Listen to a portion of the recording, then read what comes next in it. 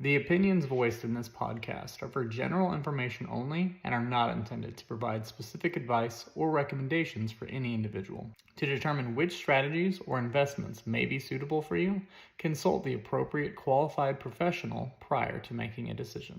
Today's guest and their company are not affiliated with or endorsed by LPL Financial. Was it the coaches that really inspired you to get into interior design? Yeah, They were like, absolutely. hey, here's a worksheet. What would go best with the decor in this room? I looked around the classroom and thought, really, this could do with a fresh coat of paint. It would change the whole vibe in here. Yeah.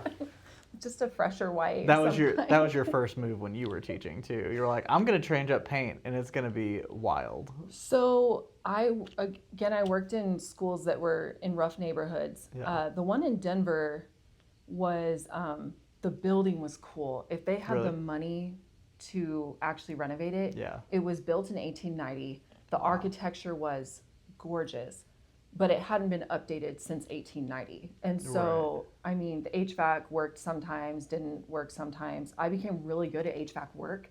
I could bust open we had those huge, little fixtures. I could open it with my Allen wrench, up or down the different things. I could troubleshoot it and then it would work for a little bit. Okay. And so I would be like, Hamlet, and then, you guys are all sniffling because it's 20 degrees in here. Let me go, get my hard hat on and do this work.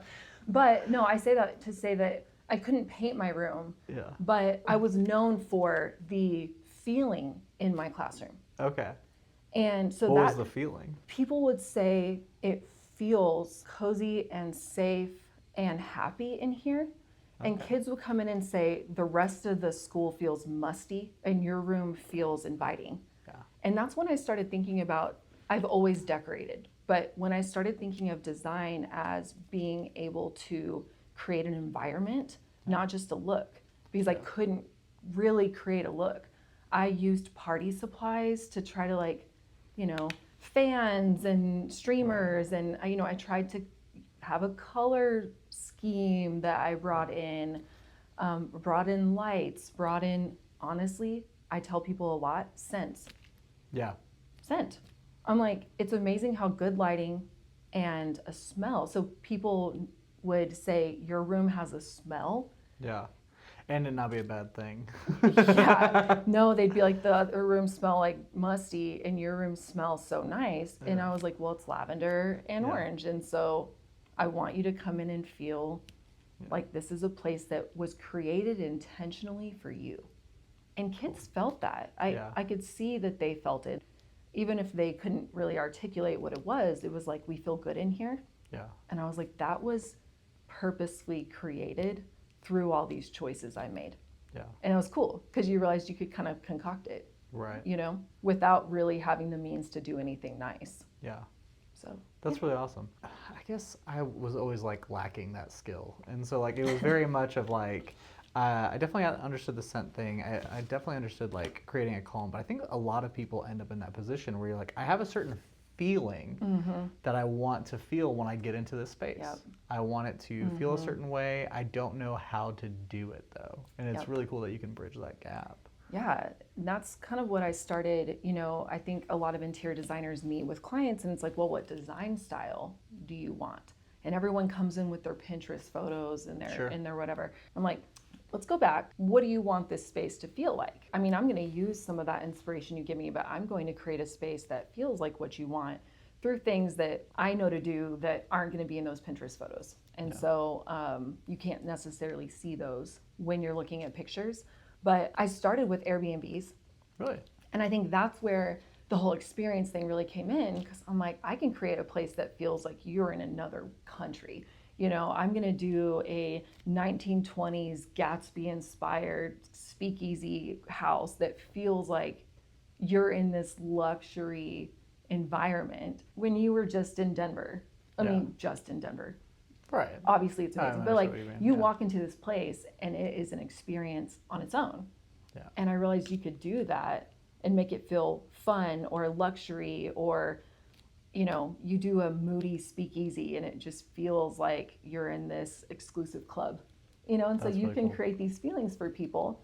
it was kind of hard going from that to decorate my living room with, Sure. you know, you're That I like, have to live in every day. and you're like, And okay, I'm not a character, I'm a person. exactly. I'm Yeah. not doing fuchsia and teal. Right.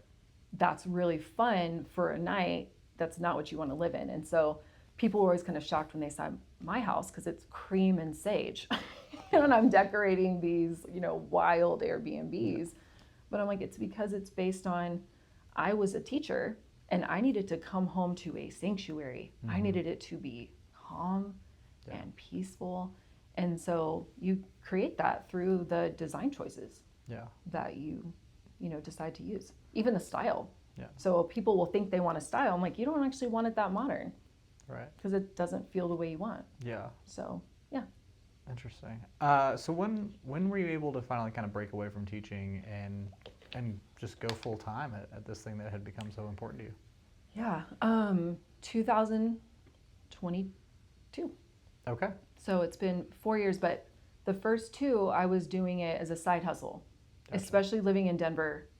It was funny. Everyone had a side hustle. Really? Or a roommate. Or, I mean, you're thinking we're these adult teachers in our 30s and people are still having a roommate because you just couldn't afford to live there. Sure. And so that was kind of, you know, there are a lot of reasons we moved from Denver, but that was one that, I mean, especially as a teacher, you're like, I can't afford to live even as one person, Right. you know, here on this salary. But yeah, I was doing that on the side. It started with decorating my own home. We were able to buy like outskirts of the city. And so I just started posting on Instagram what I was doing to my own house. And people started saying, like my coworkers, like, you should do this. Like you should charge people to do this. And I thought, there's 1,000 people Right. better than me at this. I'm on Instagram too. I'm following these people that, you know, I admire. And they were like, no, but you know how to do something that people don't do. And so like you should start, you know, looking into that. And so I thought, okay, created an LLC, not really trying to be a business owner. That was secondary. Sure. Like, I'm not trying to be a business owner. I just want to be a designer that people take seriously. That's And so, okay. I'm going to stop you there. please. That is 100% the opposite of what everyone does. I know. It's very much like some person's been I doing sole know. prop for like 12 years, Yeah. and like, I guess I better get organized. So that's just alarming that you were already on that. Go ahead. Sorry. No, I was like, I can't offer interior design advice if I don't have an LLC. Sure. Again, rule follower. Yeah. So like, okay, In your head, it made you feel more legit. yeah, more Yeah. legit. But I told someone I realized I was a business owner like a year ago. Really? Yeah, Okay. because I wasn't trying to be a CEO. I just wanted to design stuff. But Right. I didn't feel good enough to go and apply to some kind of design firm Yeah. because I, you know, self-taught and whatever. And so I'm like, well, I'll just do it myself and give myself some, you know, credibility, but, you know, just kind of do this on my own. But did that and actually got a bunch of Airbnb jobs. Okay. Unexpectedly. I wasn't necessarily advertising to that crowd. And it's funny, and I still feel this way. I don't know if I'll ever stop feeling surprised when I see what I've done. Really?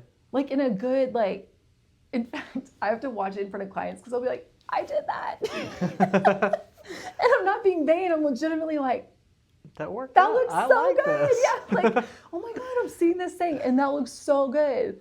Like I would be drawn to that if I saw it on Pinterest and I did that. Like I still feel that excitement of, and so the Airbnbs especially, I thought when they were professionally photographed, I went, oh my gosh, Yeah. I'm kind of good at this. And it was, I had always That's just decorated for myself. And so Yeah. it was such an incredible feeling being like, that came from my mind. Right. Again, I didn't have kids. And so I kind of used the like, I made that. Right. That came from, Yeah. I had to stop going like here to here. And they were like, no, you didn't. No, Like easy. here to here to here. But really, you're like that feeling of creation. I Yeah. thought, wow, that's really incredible to Yeah. get to be a part of that. And then to see clients' faces and to have them experience this, like, we couldn't have ever imagined that. And, you know, it's not the same as some high school student saying you changed my life and Sure. I'm not going to be in gangs anymore.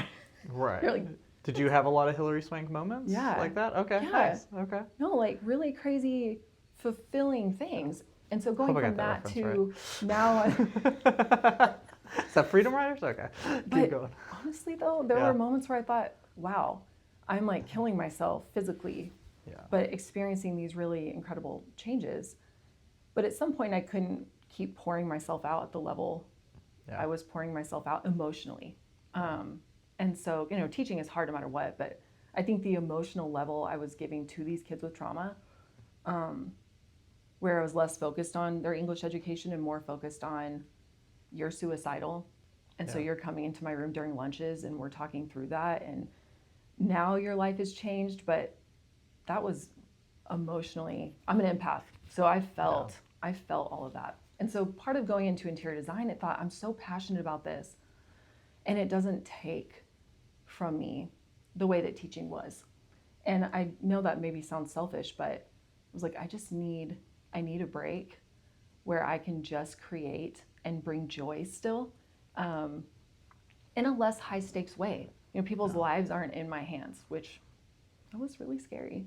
Well, you jumped into an artistic space. Yeah. And so, like, whenever I was prepping for this, I was thinking about, like, really, you're kind of in this space with artists that are kind of in a situation of, hey, I have work that I'm creating that's going to stand and build my reputation and something that I did that's going to be like a cornerstone or a masterpiece of mine that people are going to look to. Yeah. And so, like, I don't know, it's very much of you take out of teaching, which was very much of everything going out of you.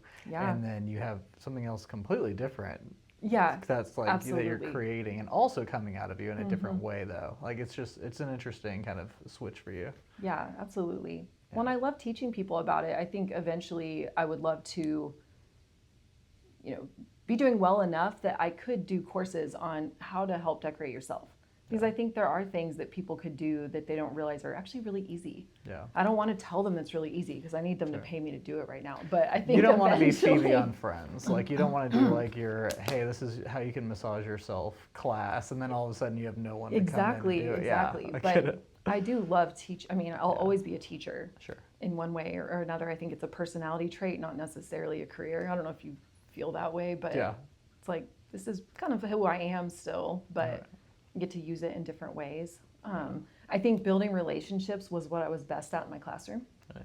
And that's you read my Google reviews, and this is not to like brag on myself, but I'm always shocked at like, Jasa was so fun to work with. Jasa was and you think, so the relationships are still there, that's something it's, I take that into, you're in these people's lives for months, sometimes years. And they're letting you into a very personal space. Yeah. And so it is important that you build trust and, a lot of times a sense of friendship, because you want them to feel good with you in their home, good with you with their family.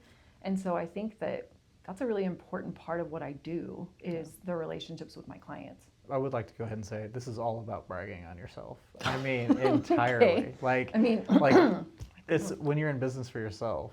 Sure. You can, Sure. like Google reviews are one way, but you're like, hey, I have to be my own biggest cheerleader. It's true. Because I'm the only one who's answering these calls and actually working with these people and dealing with these. And when I do something good, like, it's a great thing to kind of show off. Selling myself is hard. Yeah. I've had to get better at it. Right. Because when I realized I was selling jobs, I started kind of working for friends and friends of friends and whatever, and they already come to you like, especially, so when I first started, I'm charging nothing, right? I'm like, I'll decorate your whole living room and it's going to take me 75 hours and I'm going to charge you $200. And please let me. And because I need it in my portfolio. But you do the math and you're like, I made negative $20 an hour. Like, that's crazy. But people don't balk at That's the first couple of years. Yeah, they're like that's just flat out. Exactly. Yeah, you don't feel confident enough to charge what it should be. Well, and or fear that you're ever going to get someone else to do it again. Yeah. And no one balks at that. Yeah. They're like $200 to my whole house, like great. Why wouldn't I? But once I realized, I am worth more than that, and I'm charging more than that. You meet with people that you're like, I'm giving them this number, and I have to sell why it's worth paying me that much.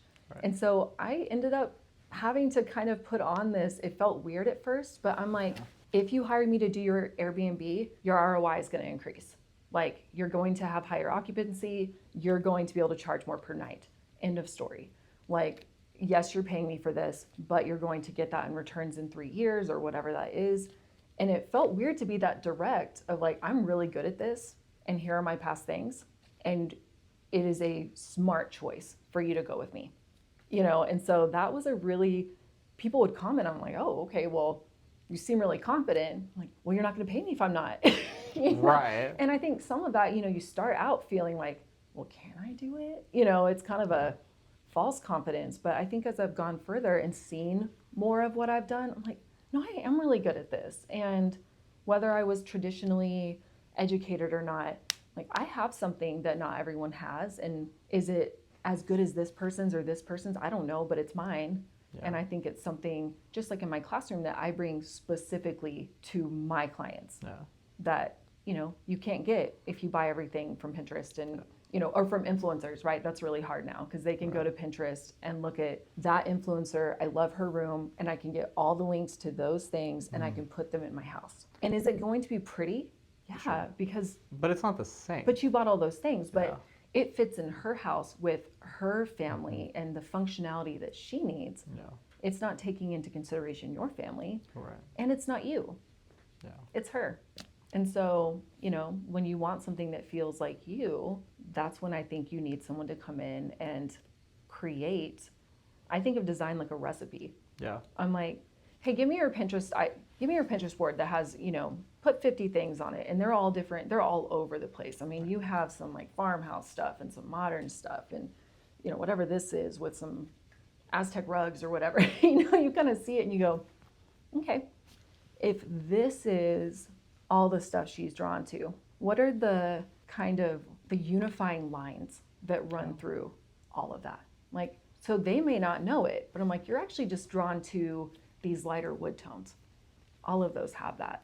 Yeah. And you're actually drawn to these kind of darker colors, and you're drawn to brass, even though you have some random stuff. And so you can kind of pull into, these are you, all these things. And I'm going to create some kind of cohesive recipe that blends all the things that are you and adds a bit of JRI flavor and, elegance. I think I've found that my projects all have, and they should have, a Jasa Rosseau interiors feel.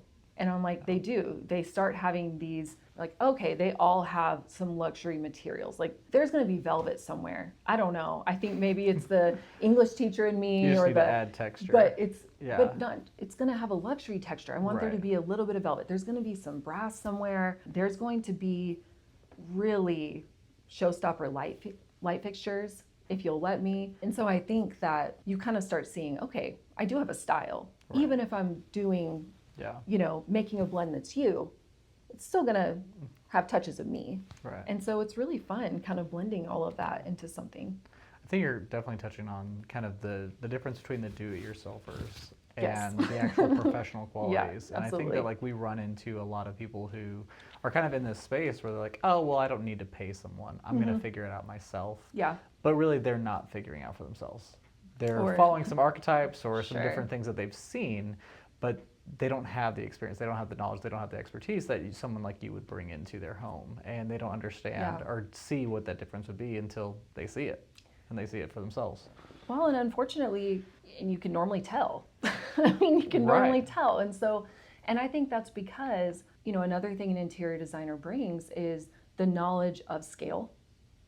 And scale is the biggest problem. I try not to judge people's houses when I go in, because that's not the point.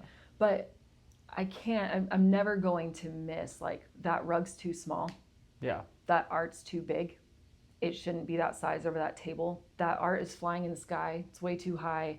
The too high art, everyone's guilty of that. You're like, what's it doing up there? Yeah. Like, even museums. And so having the knowledge of, this is where art should be. Right.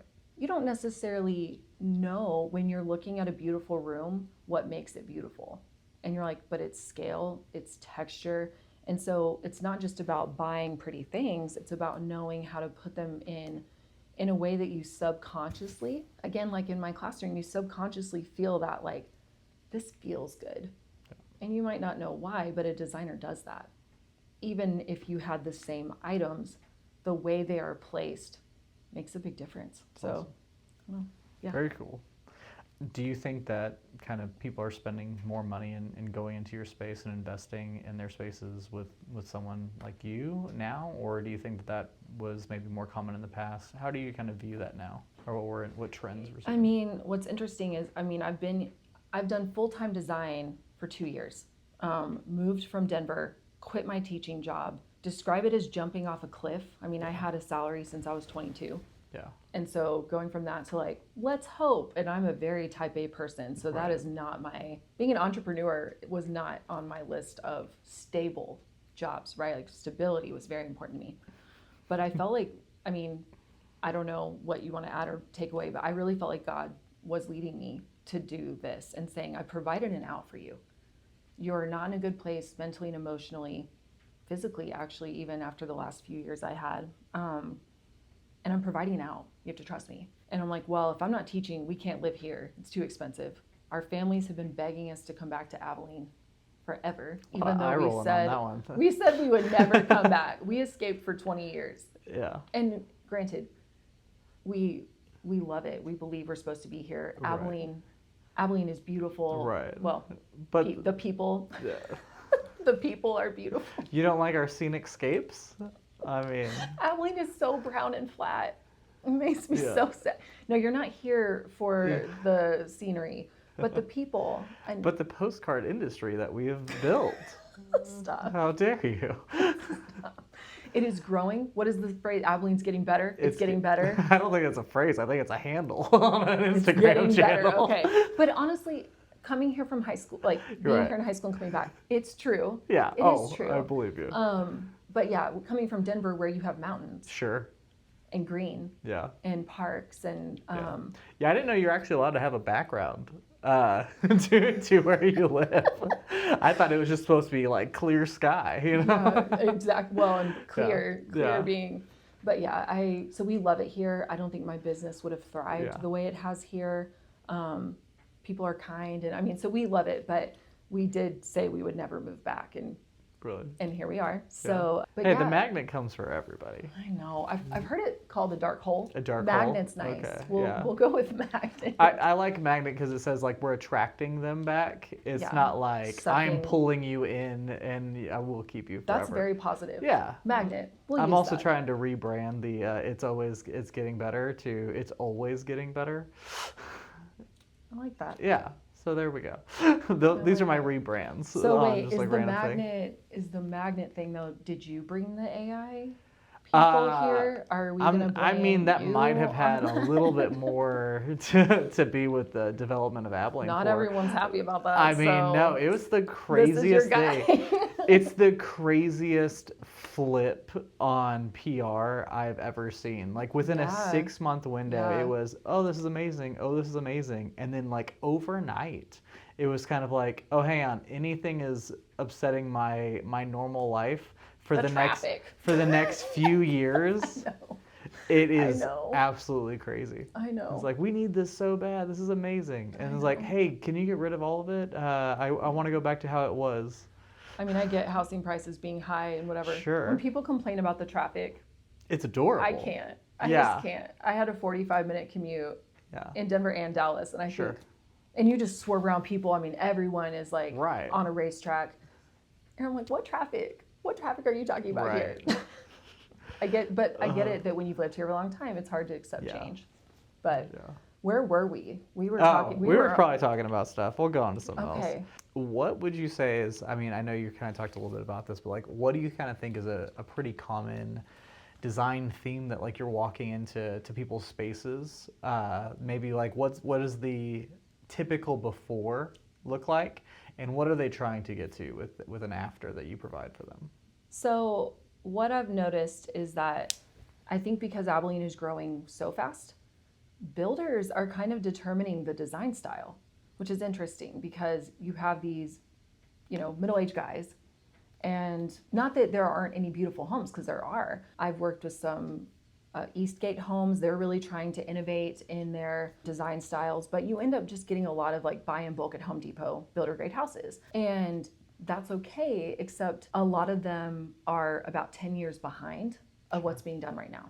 And so we're getting new builds that are being painted gray. And I'm about to like trigger some people. But I mean, it's literally a joke now calling things millennial gray. Right. Like it's that far in the past. Yeah, and now so, we're into millennial green. Look Yeah. at you staying on top of your. Yeah. Actually, what's so crazy is green's going out too. I'm sure it is. I mean, it's like, so Where are we Abilene going? has been, behind in all of that. And so when you have builders that are building new houses that are still in these 10-year-old styles, that starts to define style in Abilene and makes us like, ooh, we're so behind everyone.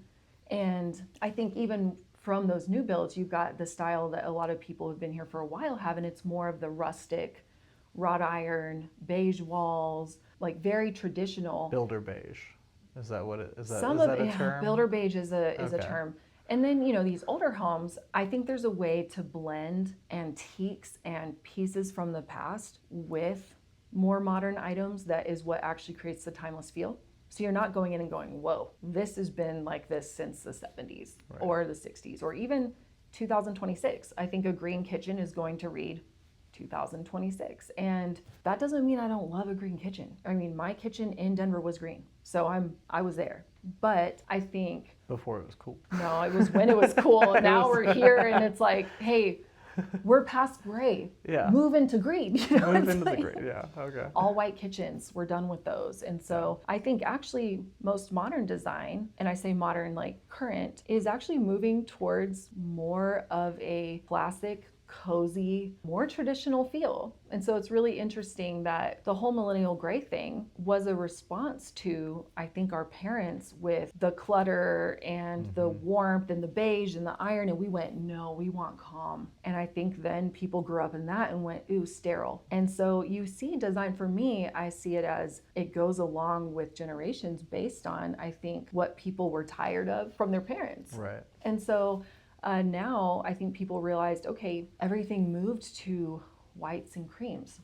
Very serene. I don't think Abilene's there yet, but it's been there for a while, and I decorated like that. But now I think you're seeing, we want to bring in color again.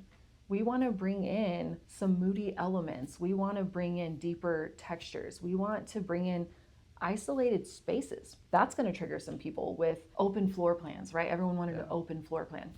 And functionality-wise, it's great for families, right? You can be in the kitchen cooking, you can see your kids while they're playing. It's great. And so I don't have problems with that, but I think as far as the cozy factor, we've lost that. And so people are kind of wanting to move back, whether it's in response to, what's happening in the world right now. No. I think you can't disconnect what people want to feel in their homes, I think is in response to what's happening. And so people want to come home and feel safe. And almost, I describe it like a cocoon. I want to come home from the world and just be like, ugh, I can't listen to any more news. Like, I just want to be in a cocoon. And so we're seeing newer houses, at least in the big picture design world, with actual formal dining rooms again. Yeah. And I love that because it gives you room to create spaces that feel completely different. Like, you can have a dining room that is a moody blue and it is color drenched from the baseboards to the ceiling, and you can do grand curtains, and you don't want every room to feel like that, but a dining room can feel like that because it's a more luxury elevated space. And so I like that we're moving towards having these separate spaces that can kind of take on their own energy. So you're kind of part of now being in the design space. You are setting the tone for when people are coming into Abilene, what they're thinking of. Mm-hmm. So what are the things that you're wanting to kind of have your footholds or show, hey, this is what a Rosseau kind of house or Airbnb or thing, like you should feel your artistic style. So what are you hoping kind of comes from that? I think what I'm seeing most as far as in new houses in Abilene is that they're very safe choices. And I want... Like a lot of security systems, a lot of bulletproof glass. Yeah. These doors can stop anything. We've got we've got all the fences on the outside. You should see the turret. Don't you get my heart beating with the turret. Don't say turret. Okay. Give me a turret any day. If I could get a Victorian house with a turret and completely renovate it on the inside. Yeah. I was a Victorian English major. Okay. And so, sure. Give me a house that looks like a castle. Like I'm there. Gotcha. But no, I think they're very safe choices. There's also, sorry, this is my scroll Please. moment. There is a huge like renovation of like Gothic literature going on right now. Specifically, that's kind of like come out into like that like romanticy kind of world too. But like the styles of like the Jane Austen kind of things and like mixing that with like actual Yes. Gothic literature of the 1800s has been really interesting to see. So, yeah. No, I love it. And Yeah. just to shout out, you think about like Jane Austen style, Sure. Rebecca Gibbs Okay. and her team, they really, I think, tapped into that kind of country. She probably would, like, I don't want to say country cottage and her be like, that is not the style. Yeah. But just in this really cozy but warmer colors, I think when you think of these, Jane Eyre, more Regency style homes, they have those warmer, more intricate details. There's more architectural features. And I think when I say safe, that's kind of what I'm talking about is when you buy a builder grade home, you don't have any architectural features. You get boxes. Right. And I mean, not to be like, you get this, Yeah. right? It's an office building. But when you take the time to build custom millwork and to do different types of molding and colors, and I think then you bring it into something that feels high end and unique. But they do a great job of that really elegant style. I think for me, I mean, because the question was, what am I trying to bring? And I think I told you I started out with Airbnbs. I love dramatic style. I think there's a way to do that same kind of dramatic feeling in a toned down way for your residential home. And so if you look at some of the houses I've done, we're going to do maybe a black paneled accent wall or wallpaper on the ceiling or a deep teal dining room. So that I've actually just done that. And I think those elements bring interest to your home. No one else is going to have a dining room like that. And so I would love to see Abilene move forward towards, a little bit more design forward choices. And I mean, I know you're asking about this later, but the Hacienda house, that is my baby. If it'll ever finish, it is my baby because I was told do whatever you want. Yeah. And so what I like about that house is actually, I think you create a blend again of different feelings in different spaces. So the whole hacienda thing, I kind of took that from, a hacienda you can think like beige, stucco, iron features, stuff like that. And I took it into, let's make it more of a Greek villa. So it's going to have texture and stucco, but in a little bit fresher feeling way. And then the light fixtures throughout, I think we spent over almost $40,000 on light fixtures because those are the jewelry of the house, in my opinion. And so I went all out with those. So you get the warm brass coming in. We're doing warmer floors. And then there are pops of the media room is going to be completely black. And there's a powder room that's going to be plastered with a deep blue. And then there's a bar. It's called a game room, but it's a speakeasy. Very cool. It is a deep green enamel, full bar, like full wall bar. Yeah. That has like the, gold shelves that hold that. I mean, it's beautiful. It has 1920s fixtures. And so I think it's about having these wow pops. And then the tile, like one of the tiles is kind of an aquamarine green. One's like a deep green.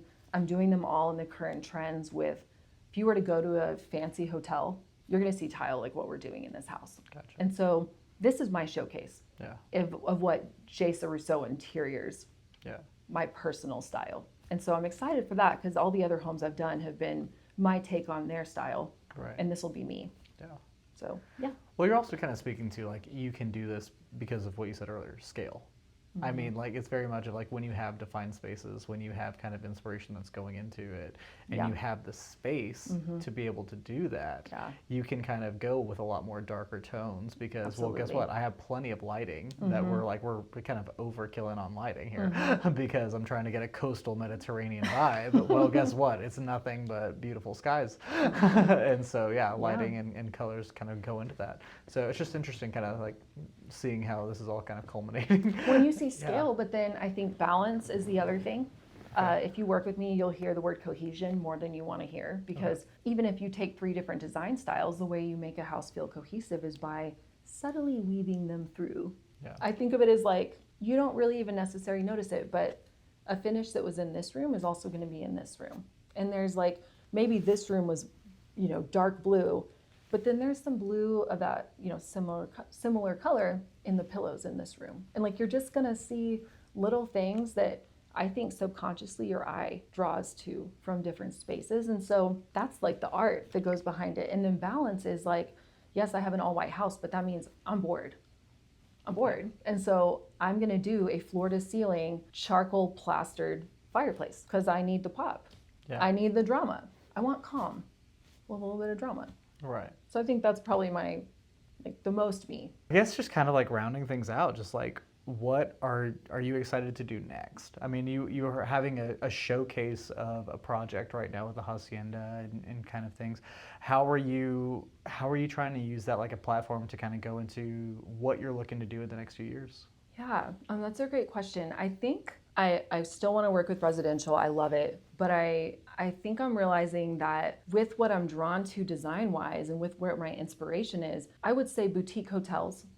Really? Like New York boutique hotels are me in my heart. Like a really trendy bar with like beautiful tile and beautiful lighting and velvet couches. Like I love a hotel lobby. Like, and so I keep thinking I'm trying to take that into residential homes. Okay. In little pieces. Yeah. But then I started thinking, I did my first office and I thought I was able to go further with this because it's an office, not someone's home. Yeah. And so the big dream that I can't believe I'm saying on here, because I've only said this to my husband, I think, would be to decorate like restaurants and hotels and do really cool plant features and LED signs. And I don't know, I think I love both. I want to create a special home. And I just did a room for an 18-month-old and I love that. But I think I also want to do really fun, like talk-worthy spaces too. Very cool. Okay, so something I just kind of always ask, I always ask two things. One, what is something that you're excited about right now that's coming up for you? It could be professional, it could be personal. I think professional, I just signed a new job where I'm going to be in Comanche, which is interesting, but I've worked with a military family in Hawaii. I've worked on an Airbnb in New York. So I've worked with a mom in Utah. So I did distance design a lot, but as far as Abilene goes, this is the furthest, just like locally I've done. But her style, her kitchen is already like New York hotel. And so everything else, they bought the house that's very farmhouse style.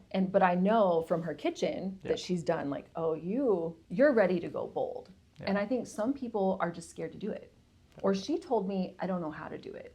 And so getting to come in and be like, I'm going to push the envelope a little with you, and I'm going to create something that you're going to love, but that you might have been too scared to do on your own. So I'm really excited about her property. Very cool. Yeah. And the second thing, what's something that you're working on? So this could be a personal thing that you're working on for yourself. This could be something that you're trying to get better at in business, whatever it may be. And like the boring answer is bookkeeping. Oh my God, I'm drowning. Really? Again, didn't know I was gonna be a business owner. It's so hard. But then I think, personally, I'm always trying to grow and learn. I mean, like I said, I was self-taught, but I never want to get to the place where I'm like, I've arrived. I think even with teaching, it was like 14 years in, I'm still trying to get better. I was never going to be that teacher like pulled out last year's worksheet and just like redid it. And so with design, I'm studying as much, reading as much. I follow tons of designers and I love buying beautiful coffee table books, but by designers where you look at a space and again, they explain why they chose the things they did. And so I'm still trying to learn so that I can implement with my clients too. Awesome. Yeah. Where can people find you and connect? So Facebook page, Jasa Rosseau Interiors, and Instagram at Jasa_Rosseau_Interiors. And I have a website that's also JasaRousseauInteriors.com. So very easy to find me if you type that in. Jasa, Jasa. There's not very many of us, so it'll get you pretty close. Awesome. All right. Well, thanks for doing this. Thank you. This was fun. Yeah.